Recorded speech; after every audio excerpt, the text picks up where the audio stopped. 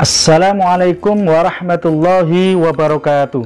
Halo anak-anak kelas 3 yang insya Allah dirahmati Allah. Ketemu lagi dengan Pak Syah. Kita akan belajar tema 2, subtema 4, pembelajaran 1, 2, 3, 4, 5, dan 6 MUPEL Bahasa Indonesia kelas 3 SD dan MI. Yuk, mari kita mulai dengan baca basmalah bersama-sama. Bismillahirrahmanirrahim.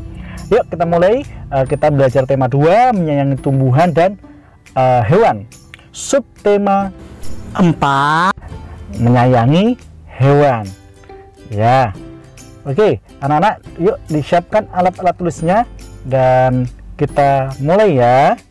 Yuk mari anak-anak, kita belajar pembelajaran 1 subtema 4 ya, menyayangi hewan, tentang menyusun daftar pertanyaan wawancara. Daftar pertanyaan yang harus disiapkan agar wawancara terlaksana dengan baik, yaitu kita harus menulis daftar pertanyaan, ditulis menggunakan kata-kata yang baku. Berikut kata tanya dan fungsinya yang dapat digunakan saat wawancara. Kata tanya yang pertama, apa? Fungsinya menanyakan suatu atau peristiwa. Siapa? Menanyakan orang. Di mana? Fungsinya menanyakan tempat.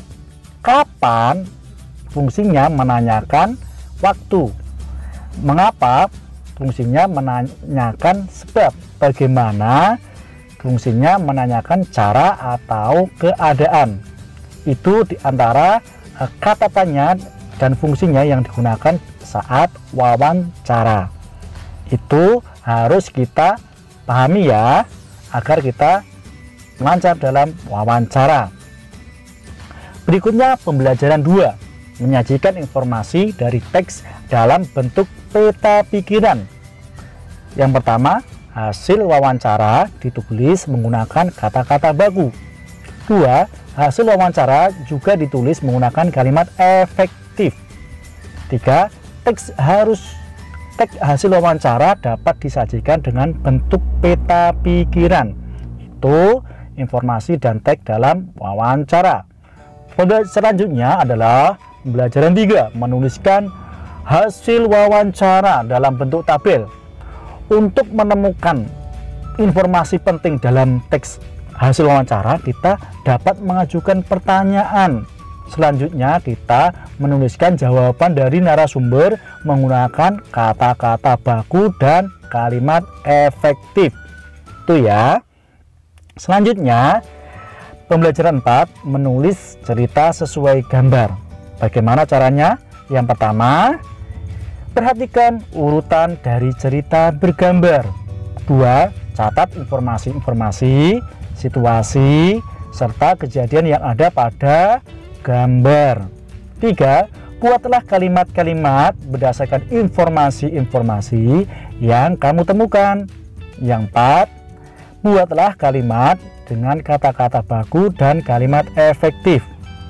Yang kelima, selanjutnya rangkailah kalimat-kalimat tersebut menjadi kalimat yang indah, yang sesuai yang kita ingin ceritakan sesuai gambar tersebut. Jadi itu bagaimana cara menulis cerita sesuai gambar. Berikutnya dalam pembelajaran 5, kita akan menentukan dalam penokohan dalam dongeng. Penokohan itu apa toh? Penokohan adalah tokoh yang ada dalam dongeng beserta sikap dan sifatnya. Untuk mengetahui siapa saja tokoh pada dongeng, bacalah dongeng dengan seksama. Kemudian catatlah tokoh-tokoh yang muncul. Kemudian catatlah sifat dan sikap tokoh-tokoh tersebut. Itu bagaimana cara menentukan penokohan dalam dongeng. Selanjutnya pembelajaran 6, bagaimana membuat gambar cerita dari dongeng yang didengar. Ya, berikut cara membuat gambar cerita dari cerita yang didengar. Yang pertama, dengarkan dengan seksama cerita tersebut. Yang kedua, catatlah unsur-unsur pada cerita tersebut. Yang ketiga, selanjutnya, buatlah gambar yang dapat mewakili cerita. Jika membuat banyak gambar, buatlah gambar sesuai alur cerita. Itu anak-anak tentang pembahasan subtema 4 pembelajaran 1, 2, 3, 4, 5, dan 6 MUPEL Bahasa Indonesia. Cukup dari Pak Syah, kurang lebihnya mohon maaf. Walang afu minkum. Mari kita tutup dengan baca hamdalah bersama-sama. Alhamdulillahirabbil alamin. Semoga pembelajaran hari ini benar-benar bermakna dan mendapatkan barokah. Allahumma amin. Kurang lebihnya mohon maaf. Wassalamualaikum warahmatullahi wabarakatuh.